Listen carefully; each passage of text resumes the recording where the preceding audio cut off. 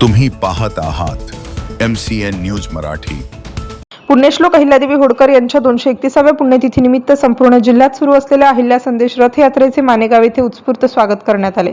नागरिकांनी रथाचे पूजन करून गावातून मिरवणूक काढली। त्यानंतर आदर्श विद्यालय मानेगाव येथे अहिल्यादेवी होळकर यांच्या विचारांचा गजर हा कार्यक्रम उत्साहात पार पडला। या कार्यक्रमाच्या अध्यक्षस्थानी जळगाव जामोद विधानसभा मतदारसंघाचे आमदार डॉक्टर संजय कुटे होते। यावेळी त्यांनी अहिल्यादेवी होळकर यांच्या कार्याचा गौरव करताना राजसत्तेला धर्मसत्तेची जोड देत लोककल्याणाचा आदर्श निर्माण करणाऱ्या अहिल्यादेवींचे विचार आजही समाजासाठी प्रेरणादायी आहेत असे प्रतिपादन केले। कार्यक्रमात सचिन बापू देशमुख, शरद वसतकार, बंडू पाटील, संजय पांडव, अविनाश उमरकर, शत्रुघ्न पाचपोर, कैलास डांगे, गजानन सरोदे, विश्वास पाटील, वामनराव फंड, वसंत मिरगी, किसनराव बाठे, अनंता बोरसे, मुख्याध्यापक नेमाडे, प्रकाश जुमडे, भारत वाघ, संतोष चिकटे यांच्यासह पंचक्रोशीतील अहिल्याप्रेमी नागरिक उपस्थित होते। कार्यक्रमाचे आयोजन मनोहर खाडपे मित्रमंडळींच्या वतीने करण्यात आले होते। आयोजनासाठी बाबूराव खाडपे, अंबादास खाडपे, भिकाभाऊ भिवटे, सहदेव फंड, वासुदेव पाटील, विजय खाडपे, राजू खाडपे, संतोष शिंगडे, विकास पाखरे आदींनी परिश्रम घेतले। सदर कार्यक्रमाचे सूत्रसंचालन मनोहर खाडपे यांनी तर आभार प्रदर्शन मुख्याध्यापक नेमाडे यांनी केले। MCN न्यूज मराठी करिता वैभव वडोदे, मानेगाव। असं आपण वागलं पाहिजे असे विचार होते की नाही? मुलींनी सांगा, कोणाकोणाच्या मनात अशा भावना होत्या सांगा, हातवरती करून सांगा। त्याच्यातही लाजताय, त्याच्यातही घाबरताय, त्यामध्ये घाबरता तुम्ही। खरोखर भावना चांगल्या आहेत की नाही? त्या बरीच चांगली बोलली की हात वर आला पाहिजे। आता तिने 3-4 गोष्टी तिच्या भावनांमध्ये सांगितल्यात। मी त्याला पहिला क्रॉस केला की एक्सपेक्टेशन, की आई वडिलांचं एक्सपेक्टेशन असतं की मुलीने हे करावं, माझ्या मुलीने हे बनायला पाहिजे, ते आपण केलं पाहिजे असं तिचं म्हणणं आहे। परंतु माझं एक म्हणणं आहे की आई वडिलांचं एक्सपेक्टेशन असतंच। कोणा आई वडील करतात तेवढी माहिती असली तेवढं ते एक्सपेक्ट करतात आपल्यापासून, जेवढी त्यांना माहिती आहे। त्यांना काय माहिती असते? हा, तेच म्हणतो की त्यांना काय माहिती असते? डॉक्टर, बरोबर आहे, इंजिनियर, वकील, पोलीस माहित असते। दुसरं काय माहित असते? पोलीस एक तुम्ही सांगितलं तर माहित पडते। हा, दॅट्स ऑल, की त्यांना एवढ्या गोष्टी माहित असतात बेटा आपल्या भागामध्ये। पण आपण जेव्हा सगळ्या गोष्टीचा विचार करतो तर आपल्याला काय आवडतं ते पण आपण आई वडील असे बोललं पाहिजे की नाही बोललं पाहिजे? की मला तुम्ही म्हणता डॉक्टर बनायचं, पण मला हे आवडतं, मला कॉमर्स मध्ये जायचं, मला CA करायचं आवडतं, मला फायनान्स मध्ये जायचं, मला इकॉनॉमी मध्ये जायचं आहे, असं आपण सुद्धा कन्व्हिन्स करण्याची ताकद आपल्यामध्ये आहे आणि ती केली पाहिजे। हा पहिला विषय। दुसरं तिने काय सांगितलं? दुसरा विषय की आपल्यामध्ये स्वाभिमान असला पाहिजे।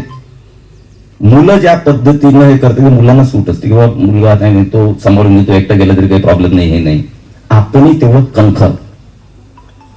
ते फक्त मानसिकतेने नाही, शारीरिक आणि मानसिक दोन्ही दृष्टिकोनातून आपण हे कणखर असलं पाहिजे, बरोबर आहे? यासाठी काय करायला पाहिजे?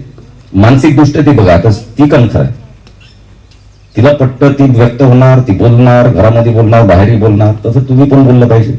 आणि त्याचबरोबर आपलं शरीर सुद्धा त्याच पद्धतीने आपण डेव्हलप केलं। मुलगी आहे म्हणून काय तिने व्यायाम करू नये असं काय आहे का?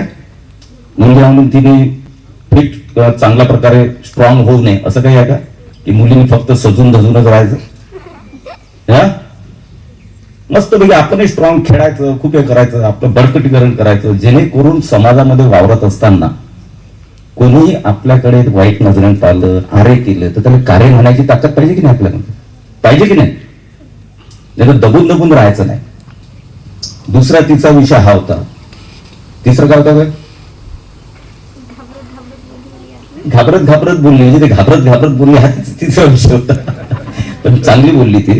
आणि म्हणून माता अहिल्यादेवींनी तिचा तिसरा विषय होता की त्या काळामध्ये जेव्हा शिक्षण नव्हतं, काही नव्हतं, पण तो घरात वातावरण त्यांना मिळालं, त्यांच्या सासऱ्याकडून यांच्याकडून वातावरण मिळालं की नाही तू शिकली पाहिजे, घरातले चांगले, त्यामुळे घरातले सोबत होते, त्यामुळे त्यांचं शिक्षण त्यांना शिकवलं गेलं। राजघराणं असल्यामुळे घरातच सगळं शिक्षण वगैरे झालं।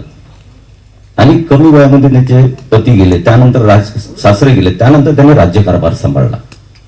त्या काळामध्ये एका स्त्रीने ज्या पद्धतीनं राज्यकारभार केला त्या काळात, आता तर तुम्ही खूप सगळ्या पुढे गेलेले किंवा सगळ्या गोष्टी माहिती पडतात, त्या काळामध्ये अतिशय चांगला राज्यकारभार लोकांना जो अपेक्षित आहे तो राज्यकारभार त्या काळामध्ये म्हणजे लोकांना न्याय देणे असेल, मग आपल्या भागामध्ये आपल्या जे त्यांचं हे होतं कार्यभार ज्या भागाचा होता त्या भागात काय असायचं, शेतकऱ्यांसाठी तलाव असायला पाहिजे, घाट असायला पाहिजे, जलसंधारणाचे काम असायला पाहिजे, शेतीला पाणी असलं पाहिजे, हा विचार त्यांनी त्यावेळेस केला.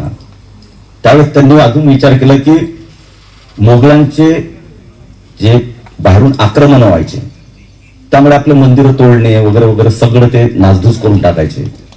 आणि देशामध्ये जेवढेही मंदिरं तोडले गेले मोगलांच्या काळामध्ये ते जवळपास सर्व मंदिर त्यांचा जीर्णोद्धार करायचा किंवा नवीन बांधायचं हे काम कोणी केलं त्यावेळेस, कारण त्या धार्मिक प्रवृत्तीच्याही होत्या. त्यामुळे आपला धर्म नष्ट होऊ नये, आपल्या धर्मावर जे अतिक्रमण झालेलं आहे, आक्रमण झालेलं आहे, तो डाग पुसला जावा म्हणून त्या काळामध्ये त्यांनी मोगलांशी लढता लढता सुद्धा आपले मंदिरं मजबूत केले, जीर्णोद्धार केले. आणि हजारो मंदिरं या देशातल्या, आज देशात तुम्ही कुठेही जा, देशात कुठेही जा तुम्ही.